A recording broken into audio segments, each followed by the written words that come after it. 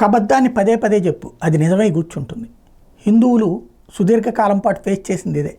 ధర్మానికి సంబంధించి మీ తాత ముత్తాతలు ఆ తప్పు చేశారు, మీకు తెలీదా, ఇట్లాంటిదే మాట్లాడుతూ వచ్చేటప్పటికి ఏమో మా తాత ముత్తాతలు ఏమైనా తప్పు చేశారేమో అని ఎవడికి వాడు డిఫెన్స్లో పడిపోయాడు. దాంతో సుదీర్ఘకాలం పాటు హిందువులు అవహేళనలో అవమానాలకు గురయ్యారు.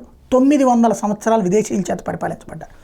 అట్లాగే ఇప్పుడు ప్రతిదీ కూడా అంటే మౌత్ పబ్లిసిటీ, ఇవాళ రోజునేమో పత్రికా పబ్లిసిటీ, ఆ రోజుల్లో మౌత్ పబ్లిసిటీ లేదా టముకు పబ్లిసిటీ, రాజుగారి పబ్లిసిటీ. ఇప్పుడు అట్లాంటిదే విద్యుత్ వ్యవహారంలో కూడా జరిగేటటువంటి. అదాని అనేటువంటి దొంగ బ్యాన్ చేసి పడేయండి, ఎవడొద్దన్నాడు? రాష్ట్రంలో అదానికి ఏ పోర్ట్ ఇవ్వద్దు, అదాని పెట్టుబడొద్దు, అదాని వ్యాపారాలు చేయొద్దు, అదాని చేస్తే దుర్మార్గం, తీసవతల పడేయండి. సెకి కేంద్ర ప్రభుత్వ సంస్థ అదే తప్పు చేస్తుంది, తీసవతల పడేయండి, ఎవడొద్దన్నాడు? అంతకంటే తక్కువకి వస్తుంది. ఆడు ₹2.49 రూపాయి, ₹1.5 వస్తుంది, రూపాయికే వస్తుంది, చేసేయండి, తీసుకోవద్దని ఎవడన్నాడు? నా కరెంటు బిల్లులో తగ్గించండి, నిన్ను దేవుడు అనుకుంటాం. అది వదిలేసి రోజు పత్రికల్లో ఎవరైతే చదువుకున్నటువంటి వాళ్ళందరికీ అన్నిటి మీద నాలెడ్జ్ ఉండాల్సిన అవసరం లేదు. ఒకటి BA, ఒకటి బీకామ్, ఒకటి BSc ఇట్లా చదువుతారు. ఇందులో BA వాడికి బీకామ్ నాలెడ్జ్ ఉండదు, బీకామ్ వాడికి BSc నాలెడ్జ్ ఉండదు, ఇట్లాగా నాలెడ్జ్ ఉండదు. కాబట్టి వీళ్ళు ఎవరిని నమ్ముతారు? పత్రికలను నమ్ముతారు. పత్రికల్లో మేధావులు అనుకుంటారు. ఈ మేధావిత్వం అనేటటువంటి ఒక అమాయకత్వాన్ని అడ్డుపెట్టుకుని పదే పదే దాన్ని బేస్ చేసుకునే రాజకీయాలు కూడా నడుస్తున్నాయి. అదాని అనేటటువంటి వాడు ఒక వ్యాపార సామ్రాట్, అంబానీ అనేవాడు ఒక వ్యాపార సామ్రాట్. వాళ్ళకి సంబంధించి మొత్తం వాళ్ళే చెయ్యాలా లేదా చర్చించండి, నో డౌట్.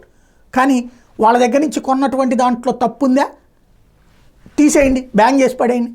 లేదు సెకి అనేది కేంద్ర ప్రభుత్వ సంస్థ, అది తప్పు చేసిందా, బ్యాన్ పెట్టేయండి, కేంద్ర ప్రభుత్వంతో మనం ఒప్పందం రద్దు చేసుకుందాం. దానికంటే తక్కువకి ఇచ్చేవాడు అక్కడ దొరికాడు, తీసుకోండి, ఎవరొద్దన్నారు? రోజు సెకి తప్పు చేసింది, అదాని తప్పు చేసింది, జగన్ తిన్నాడు, జగన్ తీసుకెళ్తే నిజంగా తిన్నాడు, తీసుకెళ్ళి జైల్లో పడేయండి, ఎవడొద్దన్నాడు? బట్ రోజు ఇదే వార్తల ద్వారా కరెంటు ఛార్జీలు పెరిగిపోతున్నటువంటి విషయాన్ని, కరెంటు ఛార్జీల భారం ఇవాళ ₹2.49 కరెంటు జగన్ తప్పు చేశాడు అని చెప్పి మనం మాట్లాడుతున్నప్పుడు మరి నాకు ₹4, ₹5, ₹10 ఎందుకు పడుతుంది కరెంట్ ఛార్జీ, కరెంటు బిల్లు?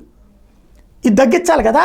₹2.49 కొన్నా కూడా నాకెంత ఎందుకు పడుతుంది అంటే ఎక్కడో తేడా జరుగుతుంది.